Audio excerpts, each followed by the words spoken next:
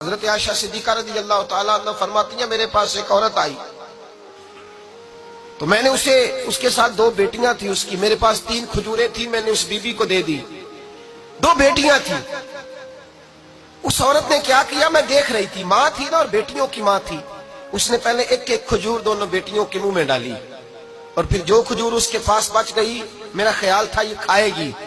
لیکن اس ماں نے اس کھجور کے 2 ٹکڑے کیے اور وہ بھی اپنی بیٹیوں کے منہ میں ڈالے۔ حضرت عائشہ صدیقہ فرماتی ہیں اس کا عمل اتنا حسین تھا، اس بی بی کے اس عمل کے اندر اتنا حسن تھا کہ میری آنکھوں میں بھی وہ بات رہ گئی، دل میں بھی رہ گئی، روح میں بھی سما گئی، اس کے حسن اور تاثیر کو میں بھلا نہ سکی۔ شام تک وہ کیفیات، وہ انداز، وہ اس عورت کا طرز، اس کا وہ انداز میری طبیعت کے اندر بار بار مجھے اس کی طرف متوجہ کرتا رہا۔ شام کو محبوب تشریف لائے، نبی کریم صلی اللہ علیہ وسلم شام کو جب تشریف لائے تو حبیب پاک علیہ السلام کو میں نے بتلایا، میں نے کہا حضور بی بی آئی تھی،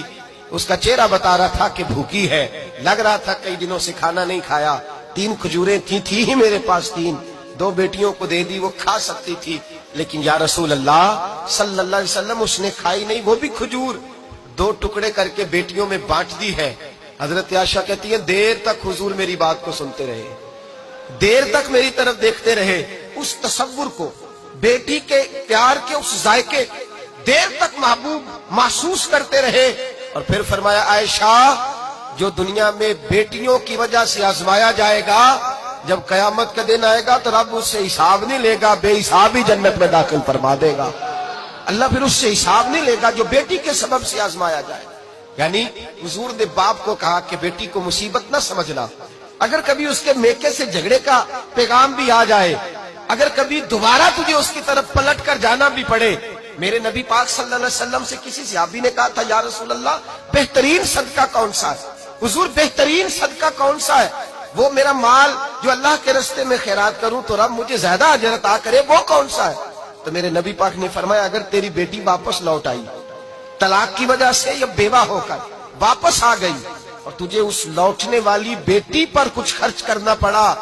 تو تیرے رسول کا وعدہ یہ ہے کہ اللہ تجھے اس روپے پر سب سے زیادہ اجر عطا فرمائے گا، اس پیسے پر اللہ تجھے سب سے زیادہ۔ انہیں بوجھ نہ جاننا، ان کی آزمائشوں پہ پریشان نہ ہونا۔ گھر کبھی بیٹی کا پیغام آ جائے